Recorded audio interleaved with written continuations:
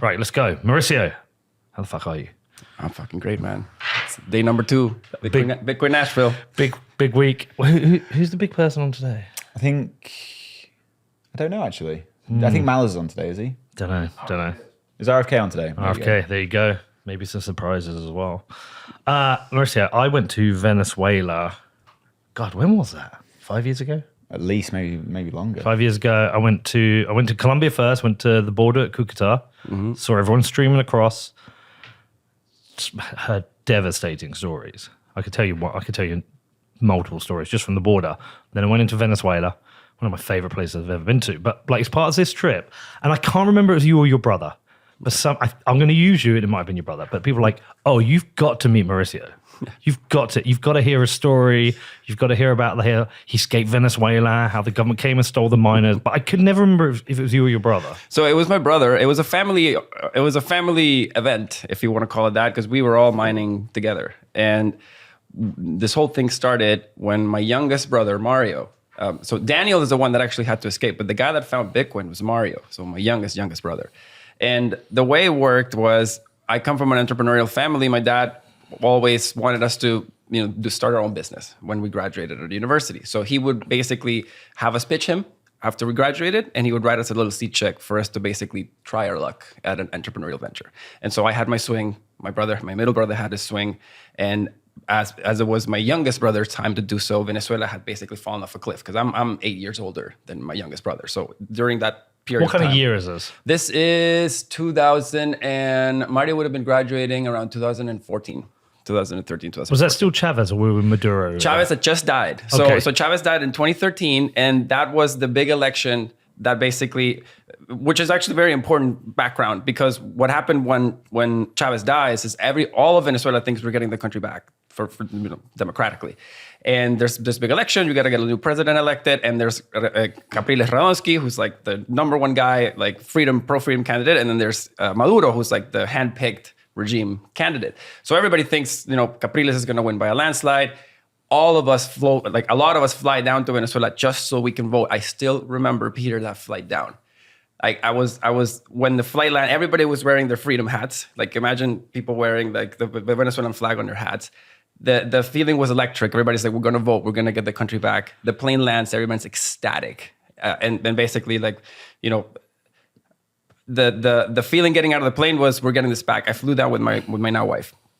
So we get out of the plane. Obviously, we do the whole election thing. And we're waiting anxiously. The numbers are coming out. Capriles is leading up until 8 p.m. And then at 8 p.m., the news goes dark. And all of a sudden, it's like, well, the voting centers aren't closing. They're keeping them on. And all of a sudden, the numbers stop flowing. And then when they come back, there's Maduro leading. And Maduro basically, then they come out with the news that Maduro has apparently won the election. And the collective sigh of the country was just, it was heartbreaking. And I remember the flight back. And after that, it was very clear that there was going to be no democracy allowed in Venezuela for a long time. So this kicks off the massive exodus that started in Venezuela. Venezuela has the largest migration crisis in the continental Americas. 7 million people have left. Out of a total of how many? 23 million was the population when I was growing up. So like a third of the country. Yeah. So I was one of those 7 million people, and many, many others. And so I leave, and I start trying to get my family to leave. The whole point is just to build an alternative for when the country, or if and when the country keeps falling apart, to pull them out. But can I add a point to that? Sure. A really interesting point is that immigration is an issue that a lot of people in like developed Western countries have an issue with. Mm. And you often see this complaint where people say, oh, it's just economic migration. It's all just young men. The truth is, so I discovered this when I was in a migrant camp in Turkey, in northern Turkey. The men leave to set up, to create the base for the family to come. Correct. People often don't understand that. No, and funny enough, the playbook in Venezuela was, say you have a family of, you have 2-3 kids, you can't afford to send all of them. You got to pick the most willing to go out. And not all of them will be willing. So in my family, I put my hand up, and they were like, go.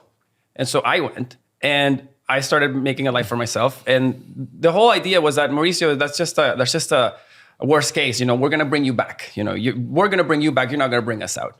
And so that's always like the intent. But just in case, You get out there and you know what to do if things go sour. So here I am in Canada watching Venezuela fall apart, trying to pull my family out. And my father is trying to basically, entice my youngest brother to leave the country as well. He's just graduated university. And so he needs to start this venture. And so we've all had our shot. He wants his shot. And my dad's like, do it abroad. And my brother's like, no, I don't want to do it abroad. I want to stay in the country. I don't want to leave. And my dad's like, what are you going to do? And so my dad starts pitching things. My brother starts pitching things. And none of these things make sense. And so eventually my brother basically gets this idea from a friend of his in Texas. And he's like, I know what I'm going to do that. I'm going to mine this thing called Bitcoin. And my dad sends me this white paper, kind of losing it. He's like, Mauri, like, what is this? Your dad was a restaurateur, wasn't he? No. My dad, at this point, is, I think, quasi-retired. He's done some like residential and commercial construction. So he's done some like small plazas. He's got his main thing right now is what used to be his factory gets divided up and rented to other people. So he basically lives off of this property at this time. Why did I think he had a restaurant? No, he had a shoe factory at once. My dad's done a bunch of stuff. He's a serial entrepreneur, which is, I think, where I get it from. Nice. But anyway, my dad sends me this white paper thing and says, your brother is adamant that he's going to do this. And, I need you to read this because I'm not a finance guy or a tech guy. And you went to business school, so read this thing. And so I read the white paper. And it wasn't like this aha moment that everyone thinks, I didn't get it at that first read. But I realized that these things needed a lot of energy and internet, and they produced this thing that could be sold for dollars.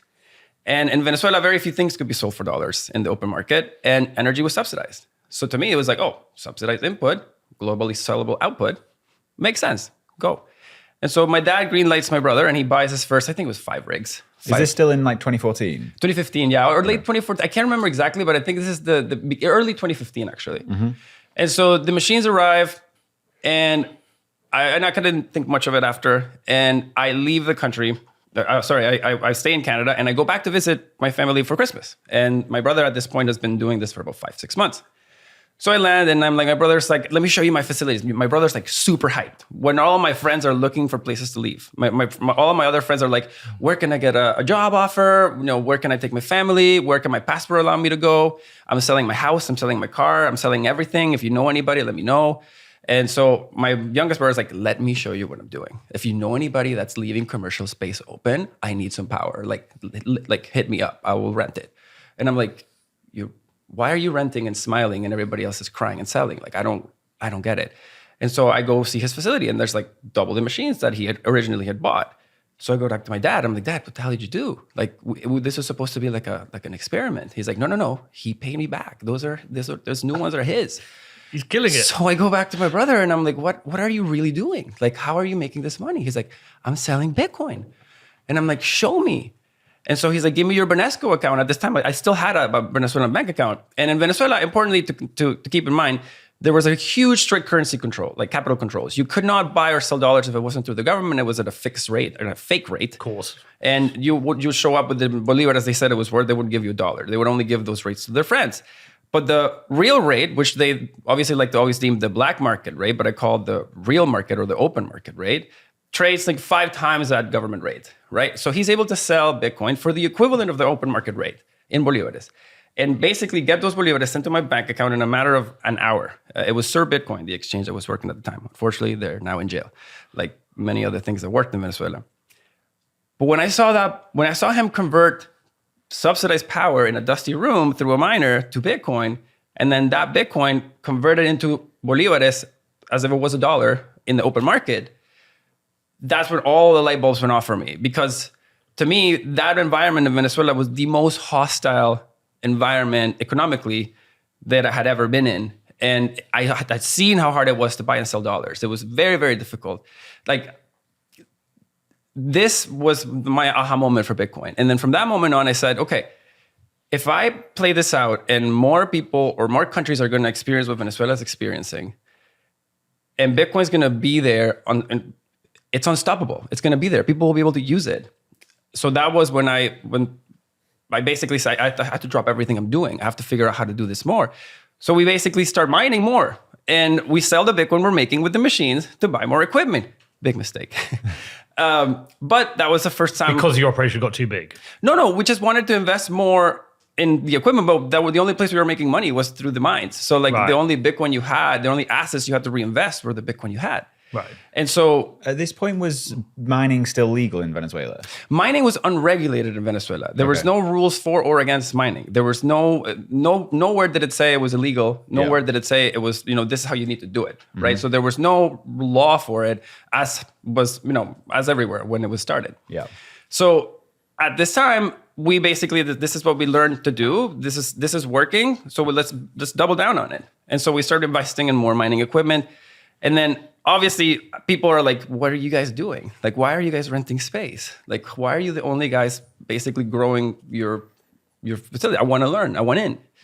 And it was really funny. There's there's a really funny story about when you're setting up a new mine, you need to do electrical upgrades to the sites. And the guys that were doing the electrical upgrades used to work for my dad. They were my dad's construction crew from what he did, residential and commercial construction.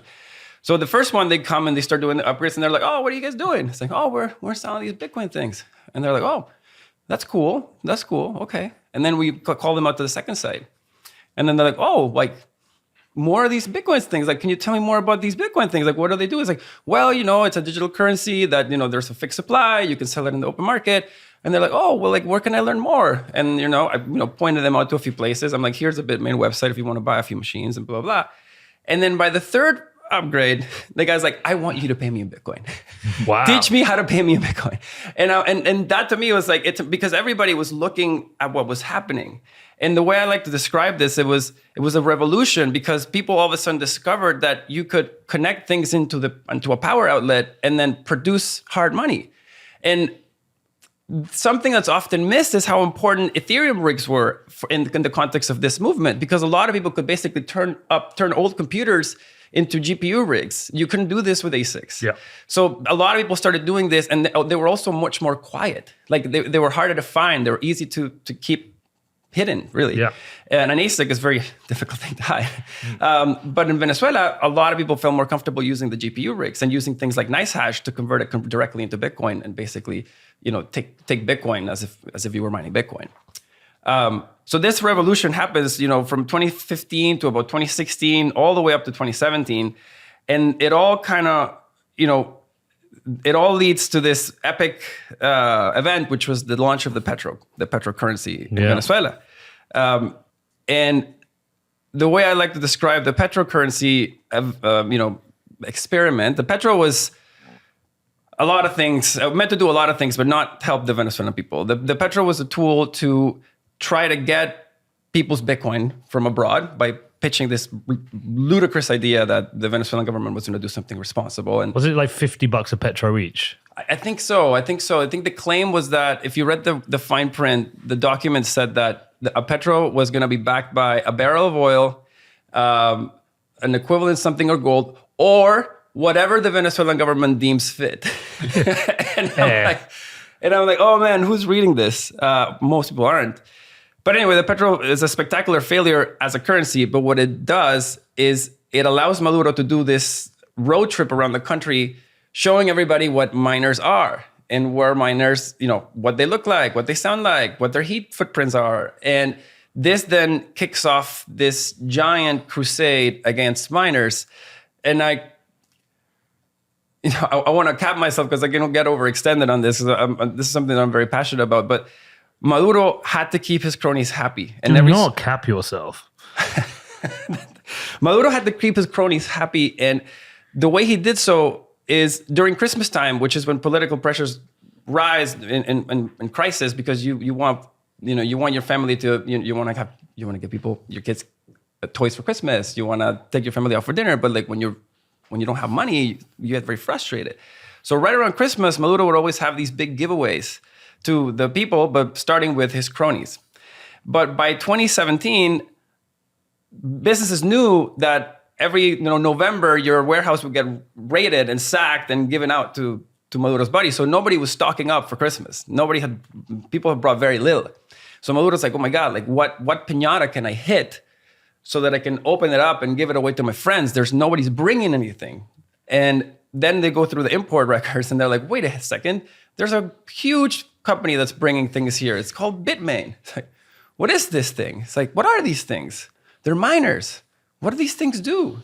They produce Bitcoin that can be sold for dollars. They're like, bingo, we're gonna go get those. And they're like, well, how do you go get those? They're not regulated. They're not like, there's not a registry for them. Like, how do we go about it? And they're like, don't worry. We're going to teach them what they look like, how to find them, and then we're going to give them the green light to go get them. With the guns. Seize them, and then use them for their own self-benefit.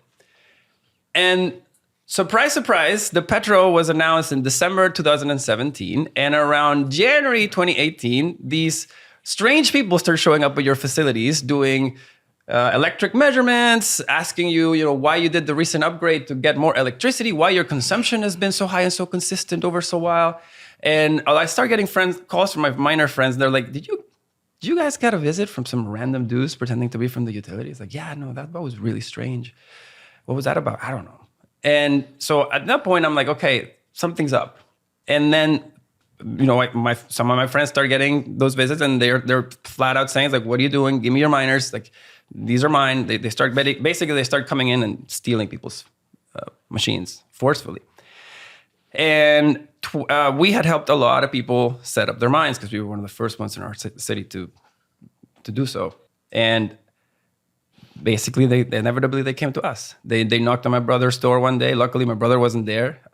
We were all actually, circumstantially, we were out of the country. Daniel was the only one that was in the country still. And Daniel kind of, gets the news from someone at the facility that basically a SWAT team is there, like knocking down doors and like, seizing the machines. And he starts getting these phone calls, and they're like, hey, we're here. We found your machines. If you don't want to go to jail, well, you need to pay us $25,000 and we're going to take your machines. And we're like, well, fine and take the machines. Yeah. Motherfuckers. And so we're like, well, wait a second. Like, there's nothing illegal about this. Like, why are you taking the machines? B, what's the $25,000 thing about? Like, we don't really get it. And so we start calling up some friends. They're like, hey, can you help us out? Can you help us out? Can you help us out? And everybody's like, I don't know where this order is coming from. It's coming from up above. And that's a really scary thing in a place where there's no rule of law when you run out of people to help you. Because in Venezuela, you are either a hammer or a nail. And it's great when you're a hammer. But the second you become a nail, you got to run. Like, there are very few options for you. Because the hammer there's no negotiating or talking to the hammer. The hammer will come down. And at this point, which is the first time this ever happened, my brother basically is like 8 p.m. He's getting phone calls saying, what's up with the money? Like, I know where your kids live. Like, I know where you go to school. I know where they go to school. I know where you live. So what's it going to be, Danny? And basically, Danny, we were having these like conference calls as a family to kind of figure out what to do. Because there's also no fuel in the country. So if Danny wants to actually take the truck and go to Colombia, like, there is no fuel along the way. You have to figure out how to take enough fuel along the way. And there's no fuel in our hometown. So we'd have to go recoup fuel from all of our friends so that we can have enough tanks to basically help him go down with his 2 kids and his wife. So anyway, we make the call at around 8 p.m. that night that he has to bolt it. He has to go for the border. And we gather up all the fuel we could. He goes on a 2-car convoy, heads down to Colombia, and he gets through the border and he leaves. And they obviously did take the machines. How many machines was it at that point? In that facility, there were 25. Here, I have the photo here. Oh, wow. So these are the miners. These are our miners. This one they seized them. Wow. They made it look like it was a... And they take the photos with the guns. It's like a drug seizure. Exactly. They were like, look at these big bad guys, and the charges that they were alleging were just so ridiculous. That's everything that they do. But so anyway, this happens, and as a family, they realize, okay, well, I guess maybe we can't go back right now, and that basically was that last event that caused my entire family to leave and basically never to return. Yeah. So do you want to return? We have elections this Sunday, Peter. But would you return if it went back to a democracy? I would like to, yes. One day, yeah. I would like to one day. Maybe not like the day after the election. Yeah, of course. But I would like to go back and rebuild. But what confidence could you have that the elections this Sunday will be fair? I don't have any confidence that that's going to be the case. But and ask many Venezuelans, I mean, ask other Venezuelans that have come on the show, a lot of us that immigrated, we've had to sort of flip a switch to not think about it anymore. We have to force ourselves to flip the switch. But who's the Democratic candidate?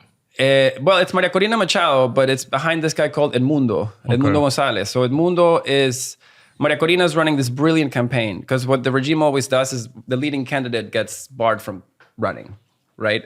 And then the regime finances other candidates within the opposition to fragment the votes, right? That's like a playbook. Yeah. What Maria Corina did this year, which was brilliant, was she went in eyes wide open saying, I am going to get disbarred from running. So we are going to have an alternative and an alternative to that alternative and an alternative to that alternative. And we're all going to rally around these alternatives as they get knocked down. And it is driving the regime insane because she's still at the campaigns. Like everybody knows that Edmundo is her and that she is Edmundo. And this is a completely different strategy. I had never seen this done in Venezuelan politics before. It's like Dread Pirate Roberts of politics. It's brilliant. Why haven't they just arrested her though? It surprises me. Well, they could, but there's at some point you're going to reach a limit of okay, arrest one guy, fine. It's obvious reasons why, you don't like them politically. This dude, he's like a professor, he's never done anything wrong in his life. So you start really hurting your own brand, even within the Chavismo, if you start going too far into that extreme. So there's limits also to, who you can call a political target. I always say that when I have difficulty explaining Bitcoin as an inflation hedge to my friends, even when we had 10%, it's still difficult for them to get their heads around it. I always say, talk to a Venezuelan, they get it. Mm. When did Chavez come into power? Chavez came into power.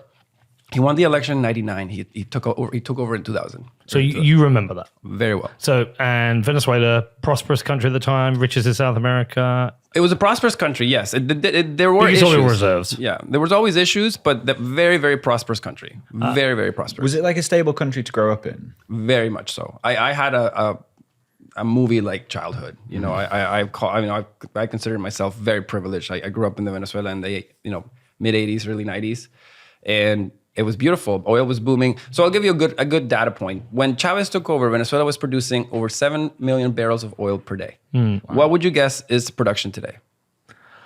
I don't know if it's increased again because the US have offered to help. No. 100,000? Tell me. No. So right now it's basically sub 600,000 barrels per day. So my understanding of what happened was when Chavez came in, he came in as a popular candidate. Obviously, he won the Democratic vote, and he wanted to do a lot of social programs to help the poorest, which, you can understand. Oil was high at maybe it was $120 a barrel. I know it was high.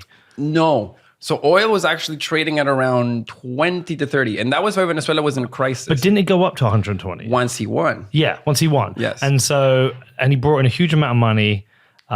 Spent most of it on employing people in government. I think it ended up being like a third of the country was employed by the government. Yes. When the oil price then crashed back down, that presented the problem, and then the infrastructure started to break. And my understanding of Venezuelan oil, it's a hard oil to mine. It's quite deep. Yes. Yeah, and so the drilling and the refinery itself is very difficult.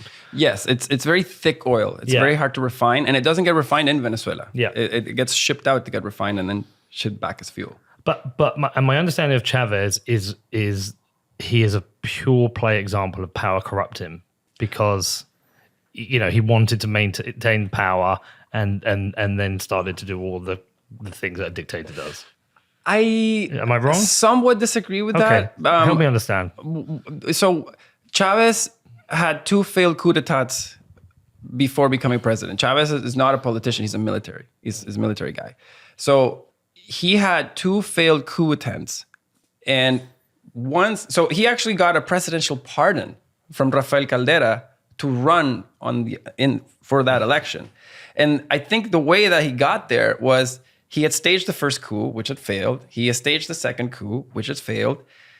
But even from within jail, he still had support because Venezuela, with oil trading so low, Venezuela was in a financial crisis. And there was a lot of upheaval. And basically he goes to Caldera and says, I'm going to try this one more time. And you can do so in the nice way. You can let me out. We can go toe-to-toe in the polls with whoever you guys want to pick. Because you Caldera, you can't run, but throw me whoever you want, and we'll go toe-to-toe on the polls. Or I'm just going to do this my way again. And we'll see what happens.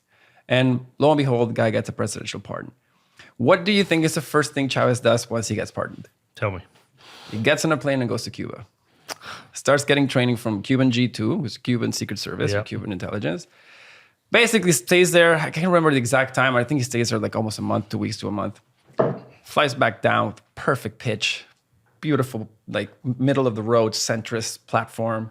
Like, we're going to take the empresarios and we're going to be friends with the labor, and everybody's going to be singing Kumbaya on a fire, and it's going to be beautiful. Which is why everyone liked him. And everybody was like, oh my God, this guy. But some people who didn't believe this new brand of Chavez were like, wait a second, you're a military guy. You try to do this forcefully twice. Like, you clearly have no regard for democracy. You just went to get trained in the most sort of criminal organization in the planet, and you're flying back here with a perfect pitch. It's a democratic coup. I don't buy this. Yeah. And so when Chavez wins the election, a lot of us, my family included, we thought it was going to be a one-term affair. So a lot of families say, let's go spend some time in Florida. Let's move to the US for these next few years, play this out, and then come back triumphantly. And so that was us, where our family moved to Florida. That's how I started learning English. Okay. And so I landed in Florida, and, we stayed there for, I think, 2 years actually, but it became really hard for my dad to run the business remotely because there was very few tools back then, and he was getting people like siphoning money off the businesses. Like, it was very hard to run things remotely, especially you're earning bolívares and spending dollars. So we're like, guys, we got to head back. So when we head back, but like Chavez he's not losing power. He's actually gaining more power. He's rewriting the Constitution because oil starts rioting. And the irony of this whole thing is, you get mismanagement into one of the biggest oil producers in the world, and you're going to cause prices to go higher because there's fears of lower demand. And so he starts writing this high, he writes his budgets of $40 oil, and oil all of a sudden goes to 80, 120. And no one's asking him to rewrite these budgets. He's just got this massive delta. And, there should be a massive Venezuelan sovereign fund. Ask me where it is. That's my assumption, like Lebanon, there's a few rich people who took the money and left the country. Exactly. Motherfuckers. So anyway, so he starts riding high on this oil thing. And then he's like, I have a great idea. I am going to rewrite the Constitution. And if anyone listening... Was it single-term presidencies in the Constitution? Yes. Yeah. I think there was max two-term reelection. He changed that to indefinite. Of course. As part of it, as one of the many, many terrible changes that were done. But if I could flag, or if I could point out a single red flag for a politician where you want to run, is if a new candidate on his first term with a brand new platform and a brand new government party decides to rewrite the Constitution, run. It's a disease of South America. Yeah. Constitutional. Yeah. South and Central America. It's a disease. Bolivia happened. Just everywhere. But look, Bolivia was Evo Morales. Yeah. Like Chavez financed Evo Morales' campaign. And this is one of the things, I was chatting about this. One of the horrible things about this sovereign wealth fund that was supposed to be Venezuela's, Chavez used that money to finance campaigns from his allies in Brazil. He got Lula. In Argentina, he got the Kirchners. In Bolivia, he got Evo Morales. In Ecuador, he got Rafael Correa. Mexico, he helped AMLO. Like, it was his party. But the whole continent turned red. And I was looking around saying, it's like, where are the freedom forces? Like, where is our lobby? Chavez very quickly learned, which was brilliant. So I'm sure you guys remember the "smells like sulfur" line where he's in the UN and he goes right after George Bush and he's like, "Smells like sulfur. The devil was here." Everybody's like roaring ovation. And one thing Chavez learned very quickly, both through Venezuela and abroad, when he saw the Venezuelan system and he said, okay, well, democracy, everyone's vote is worth the same. Like, a vote from the barrios or the favelas is worth as much as a vote from the Hamptons. And no one's talking to those guys. Everybody's doing policy and talking to the Hamptons people. Like, why are you just showing up at the barrio and promising things to them? So then he does this, wins by a landslide. And so he's like, wait a second. Then he started looking at like the OAS and the UN. And he's like, wait a second. So the vote of St. Vincent Grenadines is worth the same as the vote of the United States of America. They're like, yes. They're like, St. Vincent, how would you like a new airport? Trinidad, how would you like a new airport? And obviously all these islands are like, yay, please, Chavez. Yeah. And all of a sudden, resolution after resolution, the Chavez government's doing so many great things. Look at all the development numbers, which is all a facade because the development numbers can get fixed with the exchange rate. Yeah, and he's clamping down on the free press, imprisoning Oh my God, journalists, yes. imprisoning political leaders. I was with Mario Lopez recently. Okay. I mean, he was put in jail. It was horrible. And, so many things went wrong. That's why, it's very hard to stop thinking about Venezuela, even after you leave. Like, for me, I've promised myself that I won't get carried away and excited about this election. We have presidential elections on Sunday. I think we were chatting this before the show started. And I've always said to myself, like, I'm not going to get excited this time around. There's no way they're going to allow it. We're not going to get it back. But as you see the rallies, as you see Maria Corina's work, like this woman has been traveling all across the country, risking her life. Yeah, I'm surprised they haven't killed her or imprisoned her. They have tried. And she just keeps showing up, man. Go on. And I am baffled and inspired by these people. Like being a politician in Latin America is dangerous business. Yes. It's very dangerous business. It's not this thing here where you can just draft ball. It's a dogfight and you can very much get killed. Mind you, it's probably dangerous business everywhere as we've learned. But over there, especially, how many people were killed in the Mexican election for this presidential election? I think it was insane, 53 people got killed. And that's Mexico. Venezuela, I mean, I don't know if we even track how many people have gotten killed. But Maria Corina has no shortage of death threats. I have relatives that have helped her campaign that are in jail right now. And, when you see people do that, it's I don't know what it is. I can't help it. I can't help but to be compassionate and excited and to root for her. I have a very strong emotional connection with Venezuela from when I went. It was a very interesting experience. Just so many things. So when we were in Cucuta, there were streams of people coming across the border to buy things because they couldn't get it in Venezuela. But also there were, as we drove up to the border, there were lots of people kind of like chasing our car. And I was like, what's this about? And they said, oh, they think you want things taken into Venezuela and they will run it in from you and you have to pay them and they will pay the, what do they call them? The criminal gangs that run the border, I forget what they call them. Vacunas are the... It's the FARC. the militants, the Fuerzas Armadas Revolucionarias it's the Colombianas. FARC. Then you have to bribe them, you have to get the stuff in. I was like, oh, that's interesting. And anyway, we're wandering around speaking to people, and we end up meeting this guy, and we're chatting away to him. We do a small interview. It's in the film I made, and I don't know if I've told this story though. But anyway, we're interviewing him. He's there with his wife and their kid, and the kid's a baby. He's a young man himself. They've got 3 children back in Venezuela with his parents. He's come there to earn money. And anyway, I'm like, I'm feeling fucking terrible. So I check in my pocket. I've got like $60. So I just give it to him. Think nothing of it, right? It's just all I have on me. The guy's in floods of tears. And I'm like, wow, it's like $60. I mean, you spend that around a cocktail. It's not to be a prick, but that's, you know what I mean? You don't think about that in the West. Anyway, so the guy said to me, oh, no, he's going back to Venezuela immediately. I was like, oh. He said, yeah, that's $60. His whole family will live for a month. Mm-hmm. That's what he's come here to try and do, to make a few dollars. And so that sent me into Venezuela, like with this kind of like emotional like feeling of how fucking bad it was. And then I get there, and the first thing I notice when I go to the hotel is the bottle of beer is the smallest bottle of beer I've ever had.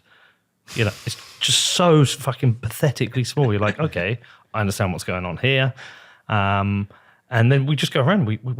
You'll probably say you're a moron. So we went into the barrios without any protection. We just go in the van because I want to interview this woman.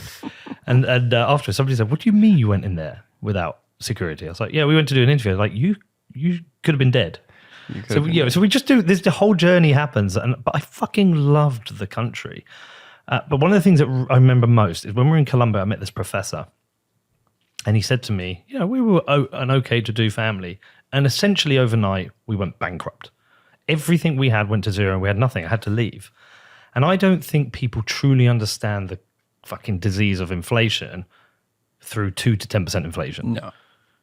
They don't understand it. You know, we had 10% inflation here. You kind of try and adjust your spending. You maybe get a pay rise from your boss, and it's a bit shit. Life carries on. But the kind of inflation you experience in Venezuela it's not just personally devastating, but it destroys the country, right? I mean, so there's a couple of points here. So one point I'd like to make is inflation and hyperinflation are two different things entirely, in my humble opinion. Inflation is an economic phenomenon whereby you increase the money supply and you maintain the asset base equal, and the assets then get repriced based on the new money supply. There's no two ways about it. Like, it's just very simple. It's like you increase the money supply by 3, assets go up by 3. It's what happened during COVID and US asset prices. Like, they printed 40% of the money supply, everything got 40% more expensive. Like, oh my God, how shocking, you know? It's math. So now hyperinflation is a complete loss of trust in the government's ability of steering the ship. And it's a basically forced liquidation of everything. And hyperinflation usually comes with capital controls. And it's really the capital controls that trigger the hyperinflation. The capital controls make it such that you are unable overnight to convert your bolívares into dollars and to get them out of the country. And when that's announced, everybody wants out. The second that's announced, that's like the bell, the firing shot for you to get the hell out. But everybody's trying to get through the door. Like, everybody's trying to exit through the window. And like, everybody's fire selling everything. There are no buyers. So that's what triggers the hyperinflation. It's like this rush to get out because you're told you cannot legally do so.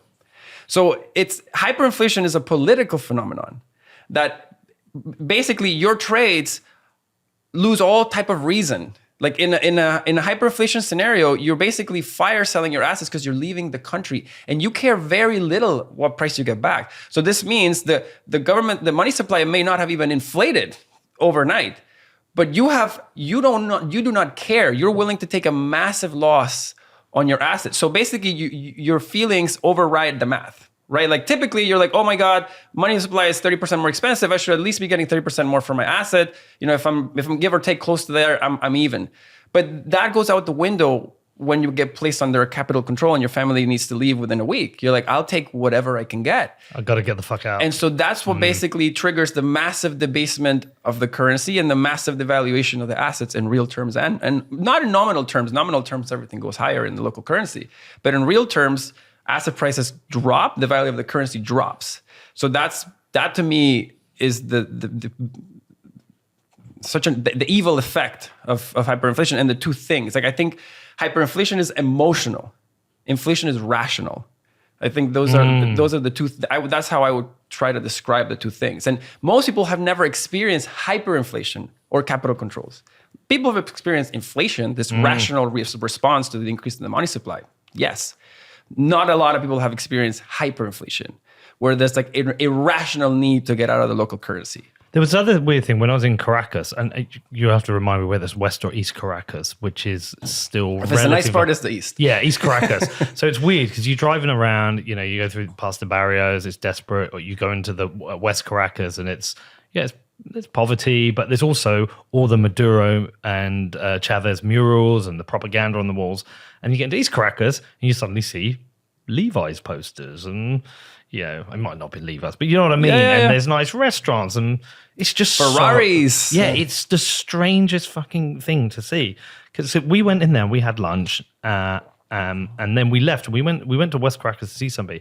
We suddenly heard this roar and we look and along come the road, must have been 200,000 people, all in red, marching, shouting Maduro slogans. And so we ended up having a chat with these people and they're like, are you kidding me? Yeah, no, it was insane. Have you not seen the video? I've got to show you the video. It's insane. And so anyway, they come out of nowhere and walk past us. It's a huge pro-Maduro protest. And so we find out what it's about. And it's essentially primarily students, but everyone there, if you don't go on the protest, you don't get your basket of goods that come once a week, which is your eggs, your milk, your bread, whatever. It was a fucking strange experience. And there's so many, I've got so many memories. I remember paying something like $6 for a pack of M&Ms at the airport because we were pretty scared leaving because we'd met Guaido.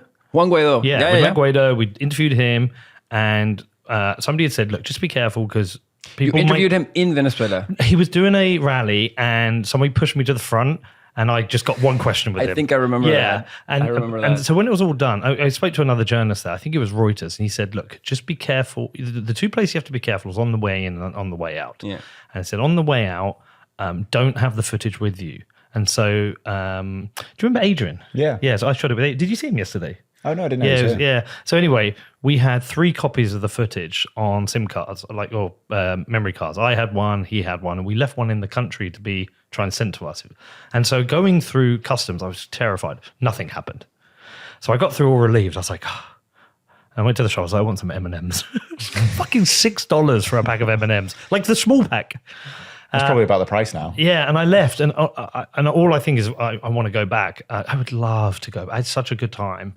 Women are beautiful, by the way. The most beautiful women in the world.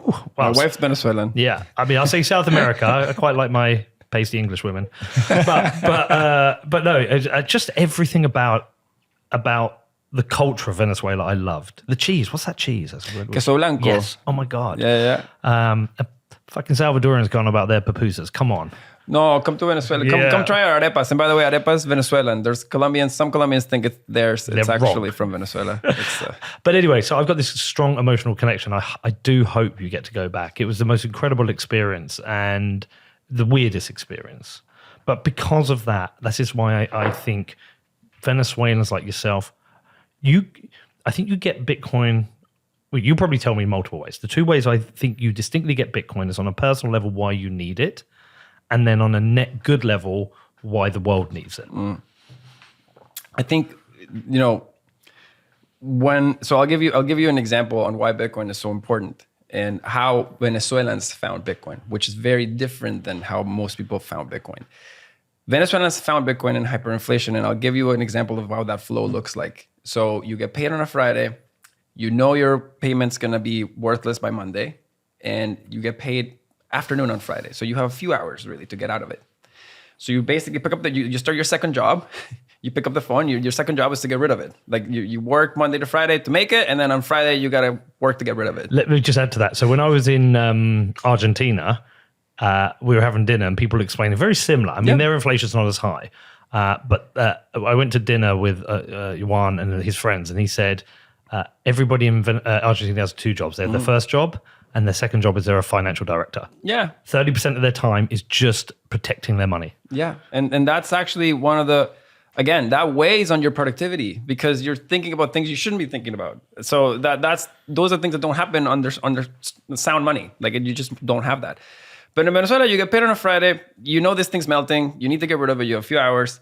And here's the thing. When it's illegal, massive air quotes for whoever's not watching on the video, when it's illegal to buy dollars or buy any other assets, you are in a really tight spot because the only way you can trade out of those bolívares is by doing this through the open market. And the way you do this is you have to have same-day settlement with the counterparty on the bolívar leg, and you have to have same-day settlement with the same counterparty on the US dollar leg. And it's very risky to carry cash in a country where it's illegal to buy or hold dollars because cash can just get seized at any time. So people don't want cash. Most Venezuelans don't have access to a US bank account because they don't. Before Bitcoin or stable coins, nobody had access to a US bank account. Only the wealthy people did. But if you were smart and or wealthy, you had a US bank account. Not only did you have one US bank account, because quickly you learned that if your counterparty is at Wells Fargo and you are at Chase, you cannot trade with that person because there is no same-day settlement. So you have to have an account in every basic US bank that you possibly can, and every Venezuelan local bank that you possibly can, to increase the probabilities that your counterparty will be able to trade with you because they're going to have one of your banks here and one of your banks there. So assuming you find this, right? Assuming you find this, the flow goes like this. Hey, do you have anyone to send me dollars? Yes, they're at Wells Fargo. Where are the bolívares? My bolívares are at Banesco. Okay, so Banesco leg done. The Wells Fargo leg done. Perfect. If it goes array, like if it goes astray, if the trade goes wrong, there is no one to help you. Mm-hmm. So it's very risky to trade in this manner, but people still do it because you have very little choice. If you don't have the US leg for the bank accounts, you're even more screwed because you can't participate on this trade. You can do it you have to do it in cash. It forces you to take even more risk. So the way this flow would go was desperate people were showing up saying, I need to get rid of these bolívares. Do you have a dollar bank account? I don't.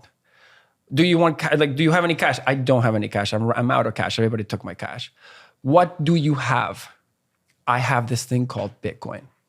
You can buy it. I know you can sell it for dollars in some exchange in the US, or you can even sell it in bolívares at the right market rate as if you were selling dollars, because somebody there is willing to pay you market price for that Bitcoin because they can take it to the US or sell it for dollars elsewhere. So you can buy this thing and you can sell it for its dollar equivalent. And I've seen other people do it.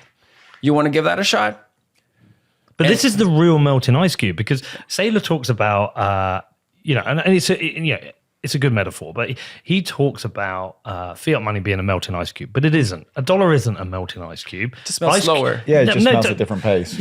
No, ice cubes don't melt that slowly. Like, this is literally, the Bolivar is a melting ice cube, because, you take my Bolivar for me or give me Bitcoin or dollar, you've got to get it, it's literally melting in front of you. You've got to get rid of it. That is the melting ice cube. Totally, but to Danny's point, it's the boiling frog analogy. Yeah.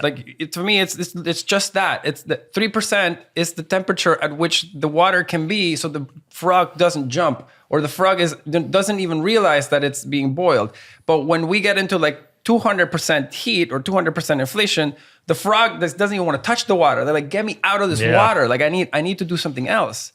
But, for America, at 3%, you're chilling in this pot. And you're like, well, maybe I'll get out. I may get out to do something better if I want to, but the pot's okay for now. Yeah, I like it here in this pot. So anyway, the flow for Venezuela goes, I don't have dollars. What can I get? There's this thing called Bitcoin. You want to give it a shot? There's no time to teach these people about, how to set up a multi-sig or how to do self-custody this. People just want Bitcoin or something to get rid of their bolívares. Well, this is why I've never been so maxi against Tron or Ethereum. I call them shitcoins, but the truth is, I think there are certain Bitcoiners out there who don't understand how much of a lifeline these dollar-backed stablecoins are. And this was an issue that I took up very early on with the Bitcoin community, because as soon as stablecoins came out, my eyes just lit up. Game changer. Because to me, you have to put yourself in the shoes of that person that I just described. When I tell that person, if I could have said to that person, I have this thing called Bitcoin, you got to go figure out what that is. If I had told this person, I have this digital dollar that you can self-custody. You don't need a bank account at Wells Fargo. Don't worry. You can keep it. It's still $1. You can keep it and sell it later. That learning curve and that sort of willingness to adopt this and accept it and run to it would have been exponentially higher. Because believe it or not, people get scared when you introduce a new technology where you're going to put the work for your last 2 weeks is going to go into this new tech that some dude just told you about on the other side of the line and you never heard of. It's really, really scary. And I would say that people underestimate how much of the world is going to get into Bitcoin through this way. Mm-hmm. This. I don't mean to come off the wrong way, but this sort of fantasy that we live in the Western world, where we come into Bitcoin through this intellectual allure process by reading books and exploring and reading white papers. It's immensely privileged. How often I fucking said this? I have the argument. I'm like, shut up, man. Just shut the fuck up. You haven't been there. You haven't seen it. You're very privileged. The answer isn't Bitcoin to everyone. Also, imagine somebody who's transferred this melting Bolivar for Bitcoin, then Bitcoin does one of its fucking dumps, and so they've lost 1% on the Bolivar, and the next day they've lost 20% on the Bitcoin. They just come on. People find Bitcoin through their own self-interest. Yeah. They will get to that answer themselves once they see that they have dollars, and they might say, okay, with this digital dollar, it's easier for me to buy this Bitcoin thing. I don't want to buy this Bitcoin thing. I don't understand it well enough. And then you see it going up in price and going up in price and going up in price, and at that point, you can't afford not to understand it. Mm-hmm. You're gonna buy it. But that has to happen at your own pace. Yeah. We don't. There's no real benefit into rushing someone into something that they're not ready for. Exactly. So for me, I see a huge benefit in US dollar-backed stablecoins. Ledn was, I think, one of the first Bitcoin companies to adopt stablecoins. And we took some heat from some of the hardcore Bitcoiners saying, why are you guys doing this? I'm like, our clients are begging us for it. Mm-hmm. They need it. Have you gone talk to them? And now everyone's come around and said, okay, yes, if done okay, if done properly, if well maintained, if the risk protocols are there, yes, these things can serve a purpose. Absolutely, they can serve a purpose. But it's really you come at it based on where you are in life and what your experiences have been. I was very lucky. My dad says, which is really funny, the Venezuelans come from the future. We've seen the whole thing play out in fast forward, and now we can kind of rewind the clock and go back and say, like, my dad. So my dad lives in Italy now, and the people good choice, best country in the world, I think. Well, I mean, it's got its own set of issues, but he loves it there, and it's really funny because Europe has some structural issues as well when it comes to this imbalance of productive versus handouts, I guess, or programs. Like there's a big imbalance. You're spending way more than you're earning, basically, is the issue. And my dad's kind of looking at the people around him, and they're like, guys, you're all going to what we came from. And the people locally get really mad at him. They get really mad at him. They're like, Ellie, you don't know what you're talking about. Don't you bring that into here. Don't bring that into our house. And my dad's like, all I'm saying, I'm just pointing out the facts, man. Like, this is happening to you just as it did to us. But you're the boiling frog. Like, our water temperatures got cranked. And we were lucky to be able to react because of the cranking, the act of cranking the heat. But you guys' heat is just turning up slowly and slowly. You're still going to boil. Some of us were able to jump out. A lot of us boiled. Like a lot of Venezuelans boiled. Mm-hmm. A lot of us were able to jump out. Less people can jump when you're doing it gradually. Like more people get cooked, basically, this way. That was meant to be a soft intro. Listen, because we've got to get to the conference, but there are just a couple of things I do want to go through with you, because I just want to ask you about Ledn. The first thing I did want to ask is, how come Ledn survived when every other fucker blew up? How are you still here? It's okay, so the answer is we were responsible risk managers, but I know that's an abstract concept. So I think the better way to do that is to put it into examples. So let me give you a few examples. So back in the 2020-2021 run-up, venture capital or the market was rewarding assets on platform for any kind of operator, regardless of what you did, whether you're an exchange or lenders, particularly lenders were getting rewarded on assets on platform. So there's a quick way of getting assets on platform. Just list any new asset that comes into the market. And then you'll get that community and they will love you because they can borrow against this esoteric asset on your platform. And you can balloon the assets on platform this way. That was the approach that many companies took. BlockFi, Celsius, Nexo, others. And they were basically, taking assets left, right, and center just for the sake of taking assets and ballooning their AUM. We have always been incredibly selective on the assets that we support, because as a lender, for us, the most important thing is to be able to get out of a position in the event of default. There has to be deep, deep liquidity in this asset for you to be able to get out of this asset. So the first one, and the other one is there has to be demand for this asset on an institutional level for somebody that wants to borrow it or somebody that can take it as collateral to issue you an institutional loan. Ask any desk if they can take Bitcoin, they'll take Bitcoin. Ask any trader or market makers, they've placed multi-million-dollar sale order on a 2 a.m. on a Sunday and it's gone through like that for Bitcoin. You can't say the same thing about most other assets.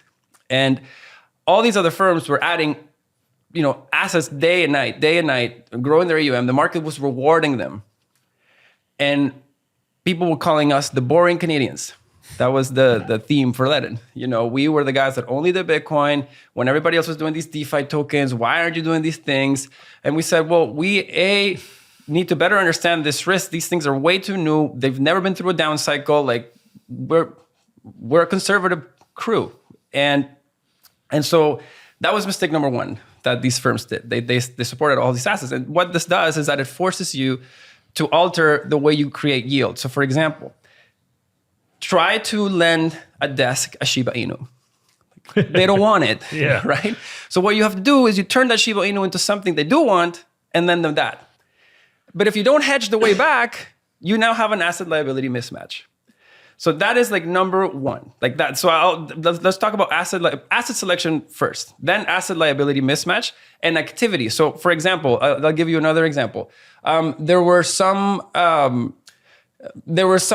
protocols, some DeFi protocols that were paying you wildly subsidized rates to stake assets on their protocols so that, they can grow their TVL, which is what they called, so they could get rewarded by the market. So they were offering you these insane incentives for you to stake things on it, like Terra Luna, great example.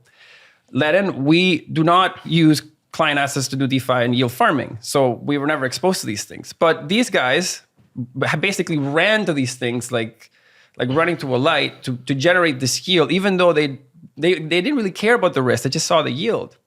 And so the yield activity is a big thing. So when Terra Luna came down, Ledn was never impacted. We were never a part of this stuff. And so that was another one that didn't affect us because, again, just because of the internal policies that we had. Then you have term mismatch. So a lot of these guys were taking in deposits that could be withdrawn at any time. People could come out and withdraw their assets at any time. And they were investing it in mining facilities that had 4 to 5 year payouts or paybacks. And in some cases, I think BlockFi also did mining hardware financing. I have mined before. There's a reason Ledn does not do miner-backed loans. Try to liquidate an ASIC after halving in the down market. You're just never going to get it back. And so there were so many structural errors that these groups did. And the other thing is, like, Ledn, we've always tried to give people the tools to don't trust but verify, right? Like, that's the whole spirit of Bitcoin. Adam and I, we're not 2-time founders. We didn't go to Harvard and Stanford. We had to earn the trust of our clients by showing them that we were doing the right things. So the proof of reserves report that we do, we were the first lender to do this, and we did this in 2021. I think was our first one, 2021 was our first one. And again, people were calling us the boring Canadians. Like, why are you guys bringing these? Like, what are these reports? Like, give me more tokens. And we said, well, no. The issue is, when you don't build that transparency into the business in the early days, maybe frame that as a different way. When you build that transparency into the business from day one, everything you layer on top of it has to fit in it. Yeah. When you try to retroactively bring proof of reserves to a business with hundreds of assets and hundreds of products, it is impossible to do. Why do you think more firms haven't done them after the world is clamoring for them? Too hard. It's because it's impossible. Yeah. They're too far gone. The train's too far gone. It would take them, hundreds of man hours, thousands of man hours to tee up the book so that it shows the numbers the way they are. So it's a series of things. The other thing is our underwriting. Like, we were incredibly strict with who we lend money to. I mean, this is a good example. 3 Arrows came by our desk 3 times. Okay. And one of the things we ask for our institutional partners is, show us your financial statements. No financial statements, no money. That's just how it goes. Very simple. And they said, no, we don't present financial statements. And we said, well, how much? No, you probably can't say. I was going to say, how much they ask you for? It's just because they borrowed billions from everyone. Motherfuckers. And so that was another one. Like, we didn't get financial statements. We didn't lend them any assets. And they said, you were the only lender that did not lend to us. And we're like, are we supposed to be like upset at that? we're fine. Like, that's totally fine. So it sounds like to me what you're saying is you built a simpler version of these businesses. They're not simple businesses, but you kept it to simple number of assets, and the business model was just make on the spread. Basically, yes. Like, you don't have to get too fancy with this stuff. It's we borrow assets, we lend them to someone else, we sit in the middle. We try to keep them safe as best as we can. And we just let time do its thing. Like, that is the business of lending. And the thesis is, we're going to let people, like, I think it was Preston Pish that called Ledn the speculative attack company. It's like, you guys allow people to run a speculative attack on the dollar. That's exactly it. Like, that is it. I let you go short a weak currency and long a hard asset. That is all there's to it. Sounds like the kind of business a Venezuelan would come up with. And you know why? But you know why? That actually comes from seeing... So one thing that made Venezuelans print money, like the one way in which Venezuelans printed money, and I actually did this. I used to say I made more money shorting the Bolivar than long Bitcoin. But actually, that's no longer true. Yeah. But shorting the Bolivar was the most brilliant trade that I ever had seen before Bitcoin, because you would roll up to the bank, And the bank didn't have anyone to lend to. Like, it was very hard for the bank to find qualified people to lend to in this crisis environment. So they love lending to their great clients. So like my family have been clients for a while. They knew that I was like, I had some businesses and like I had some savings and, I moved money at the bank. So when I rolled up to the bank, like, Mao, do you want a loan? And I'm like, what's the rate? It's like, we can give you this one for 25% interest. And like at headline, you look at 25% and you're like, oh my God, that seems high. But then you look at inflation, it's like inflation is like 25% a week or a day when I was there. And I was like, oh, hell yes. Like I will take this money. Give me as much as you can. You take the money, convert it to dollars, and literally just sit on your hands and just wait. And then at first I would get a 1-year term on these loans. And so I was like, oh man, like by the time the year came, like, I would take out, say, 1 million bolivares, I would buy $1,000. And then by the time the end of the year came, I would sell $2 out of the 1,000 to repay the 1 million. And so then they're like, okay, Mao, like, the rate's now going up to 40 and the term's going down to 6 months. I'm like, I'll take it. I'll take all of it. Give me all of it. And then they went to 3 months and 50%, and I would still take it. And then finally they stopped. Of course, because they were fucking themselves. But then to me, that's no different than me taking a borrow out of my Bitcoin and keeping my Bitcoin as collateral. That to me, that's all it is. You're waiting for the dollar to get weaker. By byproduct, the Bitcoin will get stronger. You'll need less of your Bitcoin to repay the debt you had today. And it's a virtuous cycle for the person. Now, it's a two-sided business because eventually you got to keep the lenders incentivized. So, there's an interesting dynamic in which a person is happy lending us dollars today at, say, 10%, 8 to 10%, because they feel that is compensating them for US inflation. And the Bitcoiner is very happy borrowing to not sell their Bitcoin at 14% because their Bitcoin is appreciating at much more than 14% annually. And they would have to pay capital gains if they were to sell their Bitcoin to get the liquidity in addition to. So there's all these incentives that are sprinkled around that are designed to make borrowing against a hard asset. Do you know what's funny about it? Obviously, I have an active Ledn loan at the moment, right? I have the money in the bank to pay it off, but I spent it on more Bitcoin. So I've got a feeling there's weirdly that loan's just going to sit there rolling over, and I'm going to gradually be able to take Bitcoin off the table. And you know what's so funny? I've had clients that have rolled loans for 4 years. Yeah. I have clients that bought houses with their loans, and they've just kept rolling it and rolling it and rolling it. And then when my rate goes lower, they may refinance it to the lower rate. Yeah. And then and now the key thing to be able to do so, and I would like to say this, like, there are risks when you're borrowing against your Bitcoin. The risk is that you don't plan against, there's a few, but like the main ones are, I guess, counterparty risk. But once you're over the counterparty risk, the operational risk is you didn't plan yourself to have enough Bitcoin to top it up if the market turned on you. So if anyone here is considering this, please, look or take that into consideration. Put a little Bitcoin aside in case you need to top it up, because that's what's going to ensure that you can take that loan out to maturity to where you want to. Like, we always want people to come out of Ledn with more Bitcoin than what they came into Ledn, not less. That's why they're here, right? So for that, you need to plan, and we can help you. We'll help you plan and help you do all the calculations you need to do to make sure that you feel like you're comfortable and you're ready. But like, don't just show up and max out all your stack to buy a Jeep and not plan that this thing could turn and you might need to top up collateral, because we just want everyone to have a great experience. That's fair. Right. We need to get to conference. I love what you do. I love Ledn, and I love you, Mauricio. Appreciate that. Yeah, great. Let's go to conference. Let's go to the conference, man. Thanks for listening, everybody.